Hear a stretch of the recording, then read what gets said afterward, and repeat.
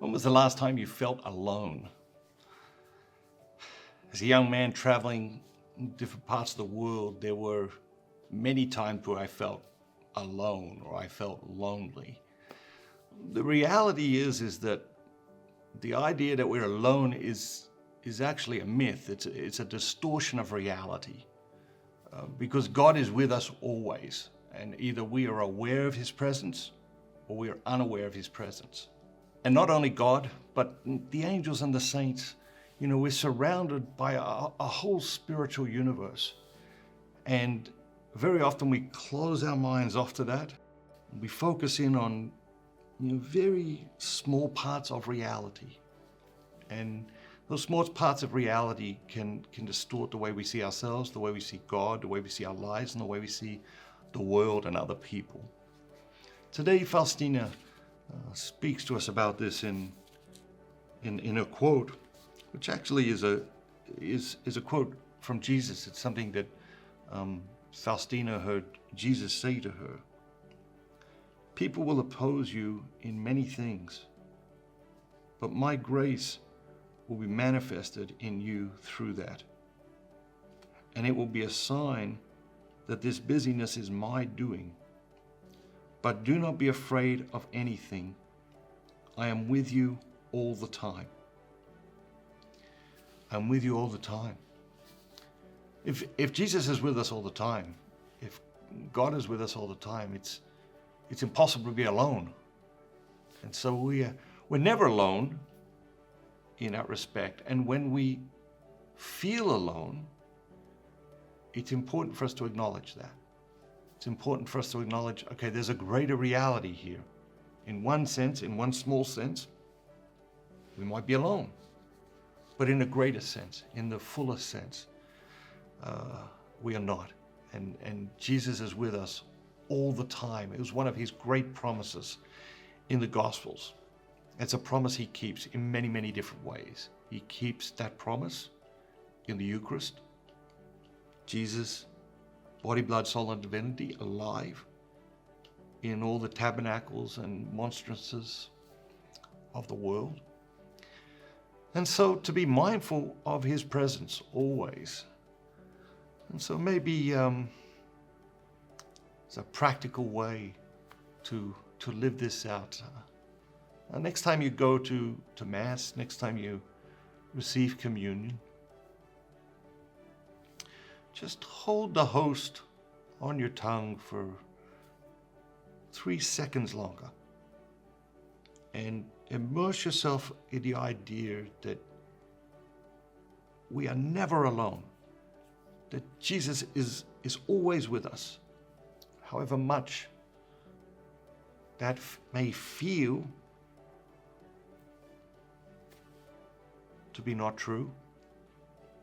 That is the truth. He's with us always. And so that's what he points out to Faustina in this quote today. It's the last line. Let's take a look at the first line. People will oppose you in many things. Who's opposing you right now? Jesus, as we make our way through Holy Week, Jesus is going to experience the epitome of opposition, the epitome of aggression, the epitome of evil. He's going to be confronted with this opposition in just an increasing way. What opposition are you facing at this time in your life? And what is the cause of the opposition? Is the cause of the opposition that you're living your faith so fully that that's offensive to people? We're reading the Beatitudes. Blessed are you when people betray you and put you down and utter all sorts of horrible things about you. And then there's this phrase that Jesus adds, on my account. People are horrible to me sometimes, but it has nothing to do with Jesus. It's certainly not on His account. It's because of my humanity, right? And not the best parts of my humanity. People say things to me that aren't kind sometimes, and it's like, okay, it's not on Jesus's account. It's on my account. It's on the account of my ugly humanity, or an ugly part of my humanity. But on his account, are you encountering opposition at the moment in your life because of you're living out the gospel so fully, or are you encountering opposition because you're being unreasonable, or you're being selfish, or you're being any other of these ugly human traits that we manifest in our lives when we step away from the gospel, when we step away from Jesus? But it's important, I think, to acknowledge the opposition that we face in our lives. And certainly living our faith is going to attract more opposition in a culture that is so anti-God, anti-morality, anti-Christianity, and specifically anti-Catholic. John Paul II today in his quote wrote, "It is Jesus that you seek when you dream of happiness. He is waiting for you when nothing else you find satisfies you. He is the beauty to which you are so attracted. It is He who provoked you with that thirst for fullness that will not let you settle for compromise. It is He who urges you to shed the masks of a false life. It is He who reads in your heart your most genuine choices, the choices that others try to stifle. It is Jesus who stirs in you the desire to do something great with your lives, the will to follow an ideal, the refusal to allow yourselves to be ground down by mediocrity, the courage to commit yourselves humbly and patiently to improving yourselves and society, making the world more human and more fraternal." He was a brilliant wordsmith. There's so much there. We could talk for the rest of the week just about this one quote. It is Jesus that you seek when you dream of happiness. Dreams so powerful. We talk about that so many times, right? Incredible God-given ability to dream, look into the future, imagine something better in the future, then come back into the present and work in the present to bring about that richly imagined future. That is an extraordinary ability. God has given us the ability to dream. He says, it is Jesus that you seek when you dream of happiness. We do dream of happiness. He is waiting for you when nothing else you find satisfies you. We've tried so many things. We've tried so much. It doesn't satisfy. When will we surrender ourselves once and for all, wholeheartedly, 100% to an experience of Catholicism? What will it take for us to do that? Why are we so unwilling to do that?